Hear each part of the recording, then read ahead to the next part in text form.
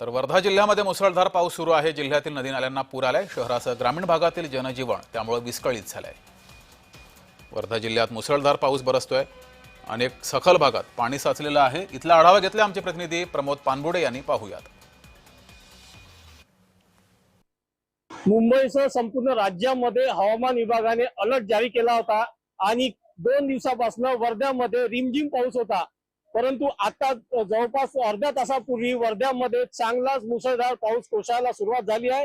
तर त्यासोबतच मेघगर्जना सुद्धा मोठ्या प्रमाणात होत आहे। आपण सध्या उभा आहोत वर्धेच्या मुख्य बाजारपेठेच्या चौकामध्ये, छत्रपती शिवाजी महाराज चौकात आहोत। आपण दृश्यामध्ये बघतोय की बाजारपेठ ओस पडलेली आहे।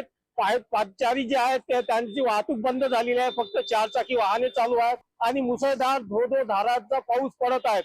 या पावसामुळे जो शेतकरी वर्ग आहे तो कुठेतरी सुखावला आहे। कारण सोयाबीनचं पीक असेल, तुरीचं असेल, कापूस असेल, ह्या पिकांचे जे आहेत ते पिवळसट पडले होते। परंतु या पावसामुळे ते पिकं आता त्यांना नवीन संजीवनी मिळाल्याचं एकंदरीत चित्र आहे। आता हवामान विभागाने अलर्ट जारी केलेला आहे। काही वेळापूर्वी राज्यातील 16 जिल्ह्यांना हवामान विभागाने अलर्ट जारी केलेला होता आणि आता जे नागरिक आहे ज्यांना कामं नसेल तर घराबाहेर पडू नका असा सुद्धा इशारा हवामान विभागाने दिलेला आहे। प्रमोद पानबुडे, जय महाराष्ट्र वृत्तवाहिनी, वर्धा।